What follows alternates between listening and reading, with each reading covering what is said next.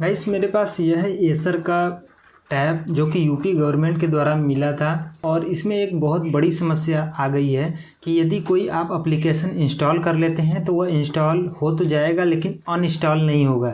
यदि आप उस ऐप का डेटा कैच करना चाहते हैं, क्लियर करना चाहते हैं तो भी वह नहीं होगा। यदि आप इस टैब को फैक्ट्री डेटा रीसेट करना चाहेंगे तो भी नहीं होगा।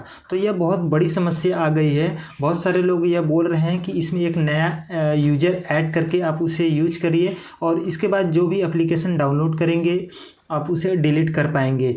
लेकिन मैं आपको बता दूं कि यदि जो एडमिन पर आप यूज कर रहे हैं और एडमिन यूज़र पे जो भी आप एप्लीकेशन डाउनलोड किए रहेंगे वो एप्लीकेशन आपके इस टैब में रहेगा हमेशा। तो वह एप्लीकेशन आपके टैब का जो स्टोरेज है हमेशा भरा रहेगा। तो सबसे पहले आपको उसे पहले डिलीट करना होगा, लेकिन डिलीट करने के लिए आपको ऐप को अनइंस्टॉल करना होगा या फैक्ट्री डेटा रीसेट करना होगा। तो इसके लिए आपको कैसे करना है, क्या करना है, सब कुछ आपको मैं बताने वाला हूँ। आप यहाँ पर देख सकते हैं, जैसे मैं इस ऐप को डिलीट करना चाहूँ तो सिंपली मैं यहाँ से डिलीट कर सकता हूँ क्योंकि मैंने यहाँ पर उसमें कुछ सेटिंग कर दिया है। देखिए यहाँ पर इंस्टाग्राम अनइंस्टॉल हो गया है। इसी तरीके से आप किसी भी एप्लीकेशन को, जो भी आप एप्लीकेशन अनइंस्टॉल करना चाहते हैं, आप सिंपल सा इसी तरीके से अनइंस्टॉल कर सकते हैं। और इतना ही नहीं, यदि आप इस टैब को फैक्ट्री डेटा रीसेट भी करना चाहते हैं तो मैं यहाँ पर आपको दिखा देता हूँ। सेटिंग में जाएंगे और यहाँ पर सिस्टम में जाएंगे और यहाँ पर एडवांस में जाकर के रीसेट ऑप्शन पर क्लिक करेंगे तो यहाँ पर देखिए erase all data factory reset का जो ऑप्शन हाइड था पहले, ये अनहाइड हो गया है और आप इस पर क्लिक करके आप डायरेक्ट यहाँ से रीसेट कर पाएंगे। आपको शायद दिख रहा होगा, यहाँ पर देख सकते हैं। कुछ इस तरीके से आप इस टैब को रीसेट कर सकते हैं। तो इस टैब में मैंने क्या सेटिंग किया था, कैसे किया था, आपको कैसे करना है कि आपका टैब ख़राब ना हो, डेड ना हो, और सब कुछ आपको इस वीडियो में मैं बताने वाला हूँ। वीडियो को आराम से लास्ट तक देखिएगा, इसके बाद आप अपने इस टैब को रीसेट करिएगा। तो सबसे पहले आपको इस तरीके का सेटिंग करने के लिए आपको सबसे पहले आप अपने इस टैब को 80% तक चार्ज कर लीजिए, क्योंकि आप 80% से नीचे रखेंगे तो इसमें जो प्रोसेस होगा वो लंबा होगा। कम से कम 20 से 25 मिनट आपका टाइम लगेगा इसमें। तो कम से कम 80% चार्ज कर लीजिएगा ताकि आपको बैटरी का कोई झंझट ना रहे कि कहीं बैटरी ख़त्म ना हो जाए। तो कम से कम 80% अपने टैब को चार्ज कर लीजिएगा। अब चार्ज करने के बाद जो आगे का प्रोसेस है, और मैं यहाँ पर कोई नया यूज़र ऐड करने का तरीका नहीं बताऊँगा कि आप नया यूज़र ऐड करिए, वहाँ से आप इसको यूज करिए। जो एडमिन वाला है, जैसे यहाँ पर आप देख सकते हैं, यहाँ पर यूज़र है, यहाँ पर मैंने अपना नाम डाल करके रखा है। तो जो यहाँ पर यू करके एडमिन था उसको मैंने हटा दिया है। आप इस टैब को आप पर्सनल डिवाइस की तरह यूज कर सकते हैं। इसमें जो भी डेटा होगा वह आपके पास ही होगा। आपका पहले जो एडमिन के पास चला जाता था, आईटी एडमिन के पास, वो अब नहीं जाएगा। यह आपका अब पर्सनल टैब हो चुका है। तो यह कैसे हुआ, कैसे क्या करना है, सब कुछ आपको इस वीडियो में बताने वाला हूँ। तो चलिए शुरू करते हैं, लेकिन उससे पहले चैनल को सब्सक्राइब कर लेना। और इसका मैंने वीडियो नहीं बनाया था, तो मैंने अपना बगल में ऐसे ही कैमरा ऑन करके रखा था कि कोई प्रॉब्लम हो तो मैं वापस से देख सकूं। तो जो तरीका मैंने जिस तरीके से बताया है, मैंने थोड़ा सा रिकॉर्ड किया है, उसी को मैं दिखा करके आपको बता दूंगा कि किस तरीके से इस पावर बटन से आप पूरा सेटिंग कर सकते हैं।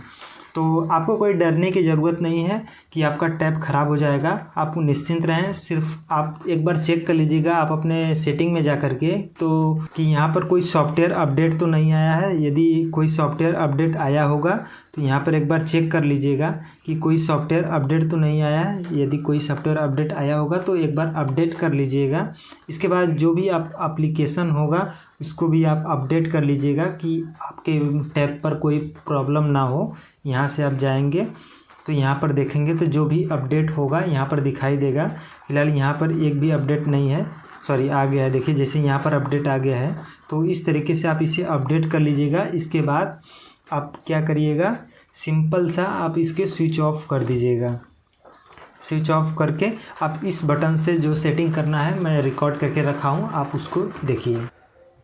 तो सबसे पहले आपको इस तरीके का इंटरफेस दिखाई देगा, लेकिन इस तरीके का इंटरफेस दिखाई कैसे देगा। सिंपली आप पावर बटन को और वॉल्यूम अप को प्रेस करेंगे कुछ 5 सेकंड तक, तो आपके सामने कुछ इस तरीके का इंटरफेस आएगा। और जो भी आपको काम करना है यहाँ पर सेंटर में लिखा हुआ आपको दिखाई देगा, उसी तरीके से करना है कि आपका वॉल्यूम किस तरीके से काम करेगा। और आप जो देख पा रहे हैं यहाँ पर स्क्रीन पर, मैं पहले से रिकॉर्ड करके रखा था, इसमें मैं वॉइस ओवर कर रहा हूँ। इस पर आपको वॉल्यूम अप और वॉल्यूम डाउन से नीचे ऊपर करना है, और वॉल्यूम पावर बटन से आपको ओके करना है। तो जैसे यहाँ पर आप देख सकते हैं, मैं वॉल्यूम डाउन से कुछ इस तरीके से नीचे कर रहा हूँ। आप नीचे देख सकते हैं मैंने 2 बार रीसेट कर दिया है, तीसरी बार रीसेट करना जा रहा हूँ। यहाँ पर देखिए इस तरीके से पावर बटन को प्रेस करेंगे तो आपका रीसेट हो जाएगा। तो यहाँ पर आप जितनी बार रीसेट करेंगे नीचे आपको दिखाई देगा। और मैं यहाँ पर 3 बार रीसेट किया हूँ, तो यहाँ पर 3 बार दिखाई दे रहा है। तो इसी तरीके से कम आप 3 बार रीसेट कर दीजिएगा, ताकि कोई भी प्रॉब्लम नहीं आए बाद में। तो आपको इसी तरीके से रीसेट करना है। वॉल्यूम अप बटन से ऊपर जाना है, वॉल्यूम डाउन बटन से नीचे जाना है, और पावर बटन से ओके करना है। तो यहाँ पर सबसे नीचे पावर ऑफ का बटन दिखाई देगा। 3 बार रीसेट करने के बाद यहाँ पर आपको पावर ऑफ करना है कुछ इस तरीके से। तो आप देख सकते हैं टैब इस तरीके से पावर ऑफ हो जाएगा। और इसके बाद कुछ देर बाद आपको लगभग 5 मिनट बाद आपको इसी टैब को फिर से ऑन करना है। 5 मिनट से पहले आप अपने टैब को ऑन मत करिएगा, हो सकता है बीच में आपका टैब ऑटोमेटिक ऑन हो जाए।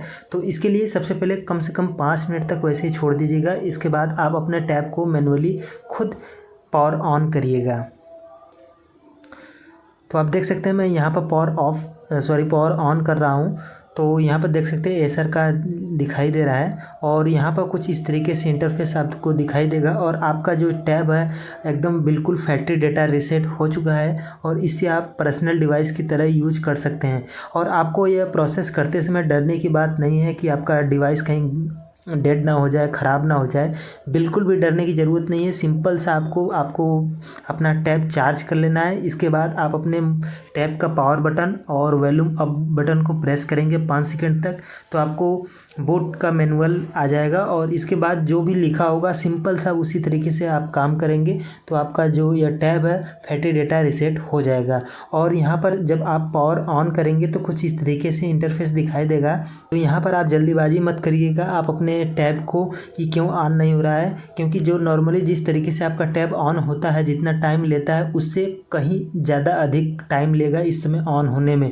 तो कोई भी परेशानी नहीं है, आप ऐसे ही करके छोड़ दीजिएगा। 10 मिनट, 15 मिनट, आधे घंटे, जितना भी टाइम लगेगा इसी तरीके से छोड़ देना है। आपको ज़्यादा छेड़खानी नहीं करना है। तो सबसे पहले मैं यहाँ पर 5 मिनट के लिए ऐसे ही छोड़ देता हूँ, फिर इसके बाद आपको दिखाता हूँ। तो देखिए यहाँ पर फाइनली फैक्ट्री डेटा रीसेट हो चुका है टैब। और इसके बाद आप अपने टैब को सेटिंग कर लीजिए। जिस तरीके से आप न्यू टैब लिए थे तो आप अपना सेटिंग करते थे, इसमें वाईफाई कनेक्ट कर लीजिए, आप अपना पासवर्ड लगा लीजिए और इसमें अपना ईमेल आईडी डाल दीजिए।